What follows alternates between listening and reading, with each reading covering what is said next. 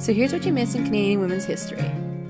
Women all over the world battle for equal rights, but today we will recognize the conflict Canadian women have faced in achieving an equal status to men. A suffragist is a woman who battles for the right to vote. In 1876, Emily Stowe established the first suffragist organization in Canada.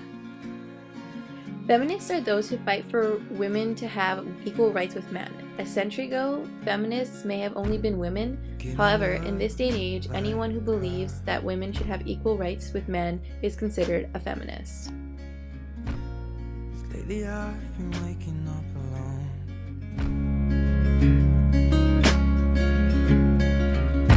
Paint splattered teardrops on my shirt.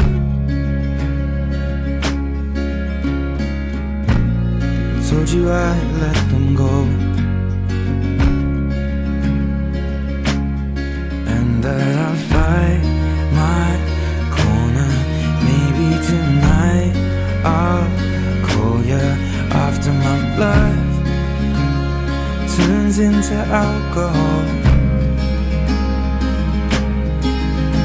No, I just wanna hold you. Give a little time to me, we'll burn this out, we'll play hide and seek.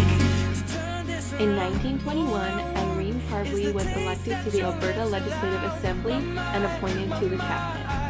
She was Canada's representative to the League of Nations in 1930.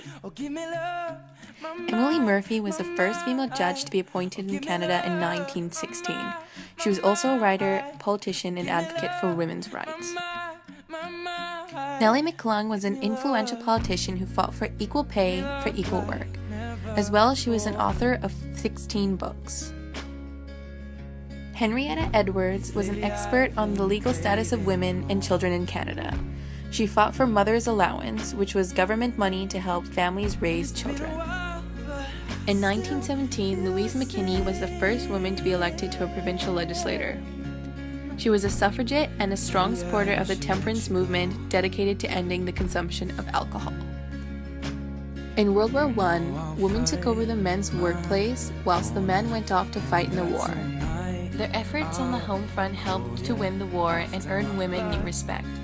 By the end of the war, Canadian women, except for Native American women, had won the right to vote. Once the war was over, the men came back and took back their jobs. Women were expected to go back to their traditional duties. Many believed politics were a man's occupation, but in 1921, Agnes MacPhail became the first woman to be elected to the House of Commons.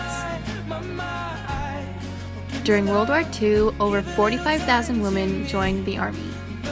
Their jobs included nurses, drivers, firefighters, and radio technicians. They had training to be in the army, but not in physical contact. Back at the home front, over 1 million women joined the workforce to replace the men that were overseas. During this period, there was no pay equity, which meant that women did not get paid equally.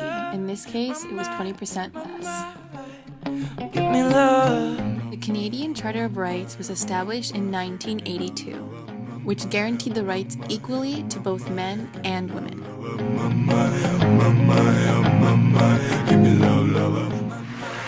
So for any of us in this room today, let's start out by admitting we're lucky. We don't live in the world our mothers lived in, our grandmothers lived in, where career choices for women were so limited. And if you're in this room today, most of us grew up in a world where we have basic civil rights. And amazingly, we still live in a world where some women don't have them. But all that aside, we still have a problem, and it's a real problem. And the problem is this: women are not making it to the top of any profession anywhere in the world. The numbers tell the story quite clearly. 190 heads of state, 9 are women.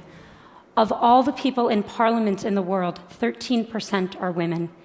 In the corporate sector, women at the top, C-level jobs, board seats, tops out at 15-16%. The numbers have not moved since 2002 and are going in the wrong direction.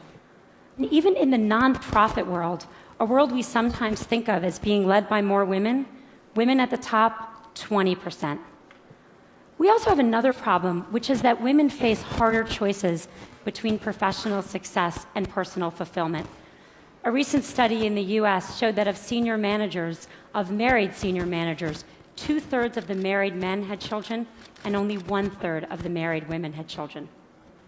A couple of years ago, I was in New York, and I was pitching a deal, and I was in one of those fancy New York private equity offices you can picture, and I'm in the meeting. It's about a 3-hour meeting, and 2 hours in, there's kind of needs to be that bio break, and everyone stands up, and the partner running the meeting starts looking really embarrassed. And I realize he doesn't know where the women's room is in his office. So I start looking around for moving boxes, figuring they just moved in, but I don't see any. And so I said, "So did you just move into this office?" And he said, "No, we've been here about a year." And I said, "Are you telling me that I'm the only woman to have pitched a deal in this office in a year?" And he looked at me and he said, "Yeah, or maybe you're the only one who had to go to the bathroom." So the question is, how are we going to fix this? How do we change these numbers at the top? How do we make this different? I want to start out by saying I talk about this, about keeping women in the workforce, because I really think that's the answer. In the high-income part of our workforce, in the people who end up at the top Fortune 500 CEO jobs or the equivalent in other industries, the problem, I am convinced, is that women are dropping out.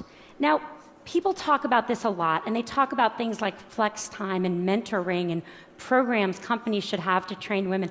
I want to talk about none of that today, even though that's all really important. Today, I want to focus on what we can do as individuals. What are the messages we need to tell ourselves? What are the messages we tell the women that work with and for us? What are the messages we tell our daughters?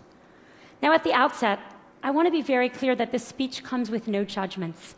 I don't have the right answer. I don't even have it for myself. I left San Francisco, where I live, on Monday, and I was getting on the plane for this conference, and my daughter, who's 3, when I dropped her off at preschool, did that whole hugging the leg, crying, "Mommy, don't get on the plane" thing. This is hard. I feel guilty sometimes. I know no women, whether they're at home or whether they're in the workforce, that don't feel that sometimes. So I'm not saying that staying in the workforce is the right thing for everyone. My talk today is about what the messages are if you do want to stay in the workforce. And I think there are 3. 1, sit at the table. 2, make your partner a real partner. And 3, look at that, don't leave before you leave. Number 1, sit at the table. Just a couple weeks ago at Facebook, we hosted a very senior government official, and he came in to meet with senior execs from around Silicon Valley. And everyone kind of sat at the table, and then he had these 2 women who were traveling with him who were pretty senior in his department, and I kind of said to them, "Sit at the table, come on, sit at the table." And they sat on the side of the room. When I was in college, my senior year, I took a course called European Intellectual History. Don't you love that kind of thing from college? Wish I could do that now. And I took it with my roommate, Carrie, who was then a brilliant literary student and went on to be a brilliant literary scholar. And my brother, smart guy, but a water polo playing pre-med who was a sophomore. The 3 of us take this class together. And then Carrie reads all the books in the original Greek and Latin, goes to all the lectures. I read all the books in English and go to most of the lectures. My brother is kind of busy. He reads 1 book of 12 and goes to a couple of lectures, marches himself up to our room a couple days before the exam to get himself tutored. The 3 of us go to the exam together, and we sit down, and we study, sit there for 3 hours in our little blue notebooks. Yes, I'm that old. And we walk out, and we look at each other, and we say, "How'd you do?" And Carrie says, "Boy, I feel like I didn't really draw out the main point on the Hegelian dialectic." And I say, "God, I really wish I had really connected John Locke's theory of property, the philosophers that follow." And my brother says, "I got the top grade in the class." You got the top grade in the class? You don't know anything. The problem with these stories is that they show what the data shows. Women systematically underestimate their own abilities. If you test men and women and you ask them questions on totally objective criteria like GPAs, men get it wrong slightly high and women get it wrong slightly low. Women do not negotiate for themselves in the workforce. A study in the last 2 years of people entering the workforce out of college showed that 57% of boys entering, or men, I guess, are negotiating their first salary, and only 7% of women. And most importantly, men attribute their success to themselves and women attribute it to other external factors. If you ask men why they did a good job, they'll say, I'm awesome. If you ask, obviously, why are you even asking? If you ask women why they did a good job, what they'll say is someone helped them, they got lucky, they worked really hard. Why does this matter? Boy, it matters a lot, because no one gets to the corner office by sitting on the side, not at the table. And no one gets the promotion if they don't think they deserve their success or they don't even understand their own success. I wish the answer were easy. I wish I could just go tell all the young women I work for, all these fabulous women, believe in yourself, negotiate for yourself, own your own success. I wish I could tell that to my daughter. But it's not that simple, because what the data shows above all else is one thing, which is that success and likability are positively correlated for men and negatively correlated for women. And everyone's nodding because we all know this to be true. There's a really good study that shows this really well.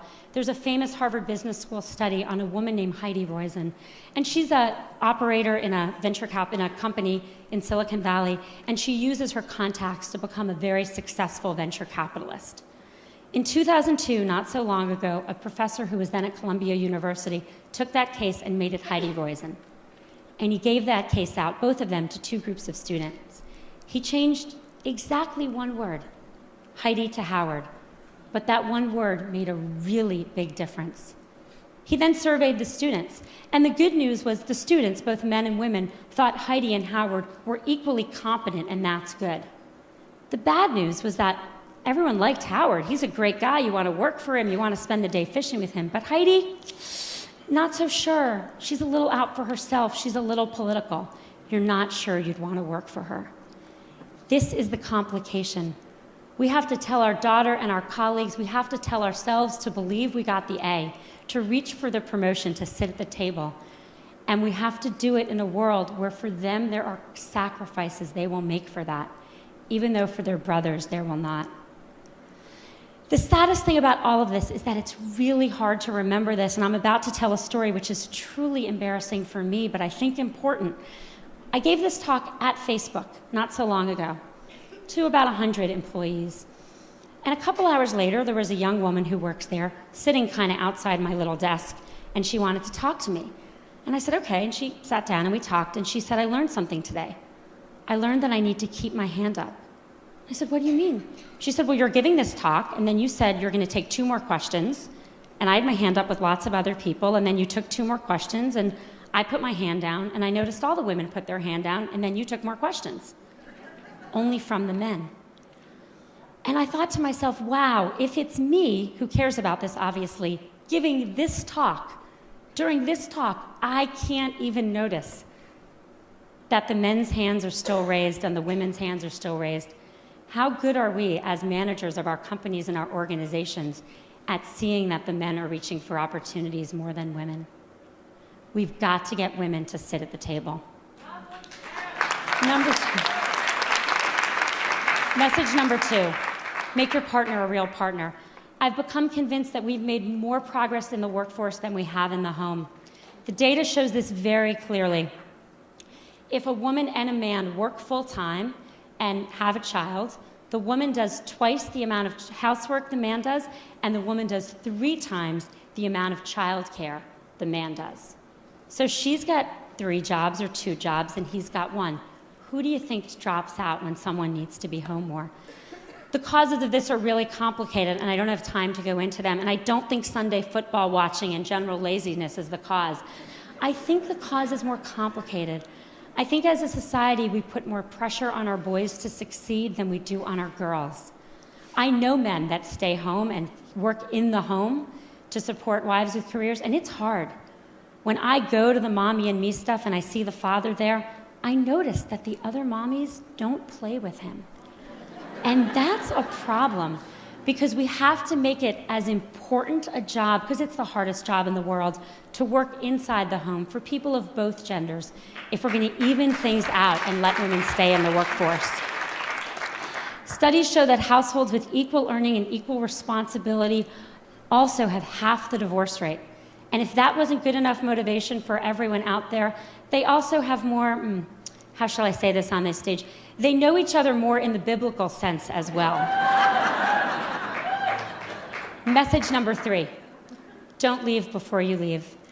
I think there's a really deep irony to the fact that actions women are taking, and I see this all the time, with the objective of staying in the workforce actually lead to their eventually leaving. Here's what happens. We're all busy. Everyone's busy. A woman's busy. And she starts thinking about having a child. And from the moment she starts thinking about having a child, she starts thinking about making room for that child. How am I going to fit this into everything else I'm doing? And literally from that moment, she doesn't raise her hand anymore. She doesn't look for a promotion. She doesn't take on the new project. She doesn't say, me, I want to do that. She starts leaning back. The problem is that, let's say she got pregnant that day, 9 months of pregnancy, 3 months of maternity leave, 6 months to catch her breath. Fast forward 2 years, more often, and as I've seen it, women start thinking about this way earlier.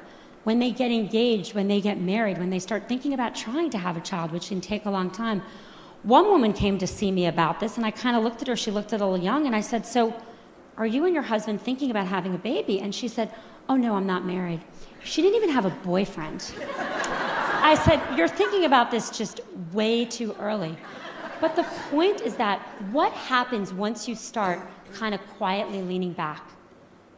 Everyone who's been through this, and I'm here to tell you, once you have a child at home, your job better be really good to go back, because it's hard to leave that kid at home. Your job needs to be challenging. It needs to be rewarding. You need to feel like you're making a difference. And if 2 years ago, you didn't take a promotion and some guy next to you did, if 3 years ago you stopped looking for new opportunities, you're going to be bored because you should have kept your foot on the gas pedal. Don't leave before you leave. Stay in. Keep your foot on the gas pedal until the very day you need to leave to take a break for a child, and then make your decisions. Don't make decisions too far in advance, particularly ones you're not even conscious you're making. My generation, really sadly, is not going to change the numbers at the top. They're just not moving. We are not going to get to, we're 50% of the population. In my generation, there will not be 50% of people at the top of any industry. But I'm hopeful that future generations can. I think a world that was run where half of our countries and half of our companies were run by women would be a better world. And it's not just because people would know where the women's bathrooms are, even though that would be very helpful. I think it would be a better world. I have 2 children. I have a 5-year-old son and a 2-year-old daughter. I want my son to have a choice to contribute fully in the workforce or at home. And I want my daughter to have the choice to not just succeed, but to be liked for her accomplishments. Thank you.